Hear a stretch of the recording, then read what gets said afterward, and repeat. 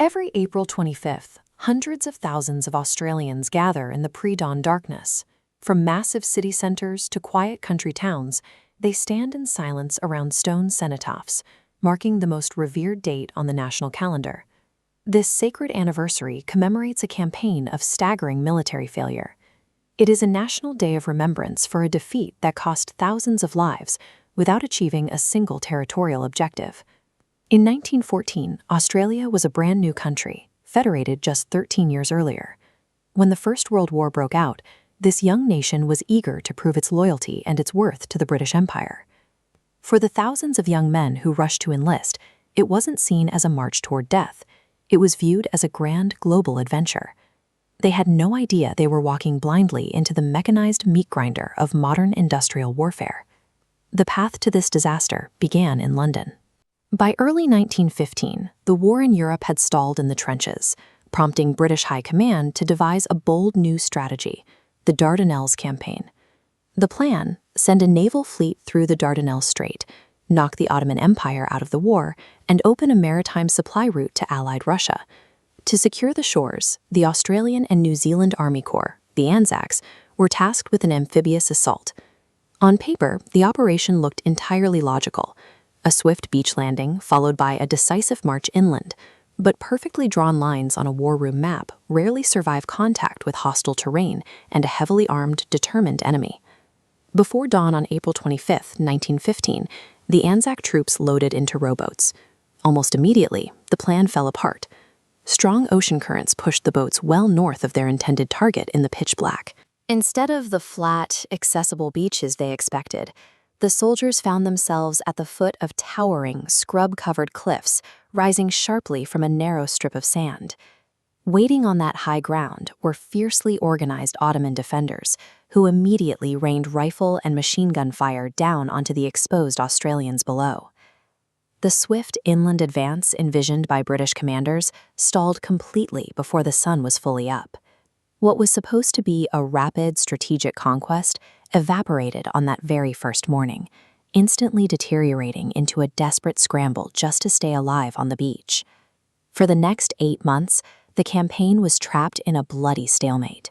Soldiers lived in claustrophobic dirt trenches, enduring scorching summer heat, swarms of disease-carrying flies, widespread dysentery, and eventually freezing winter mud. The fighting was savage and deeply personal.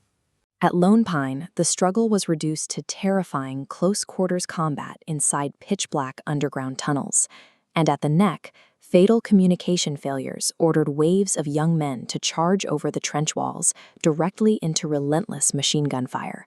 Hundreds fell in mere minutes, achieving absolutely nothing. Yet in this suffocating environment, the romantic ideals of imperial glory burned away, replaced by something deeply practical: mateship. It was a fierce loyalty, a shared burden, and a very dark sense of humor required to survive the daily trauma. The military machinery of the empire was systematically failing these men, but this exact crucible of suffering was forging the permanent character traits of their nation. By late 1915, Allied command finally admitted the bitter truth: Gallipoli was unwinnable. The order was given for a total withdrawal.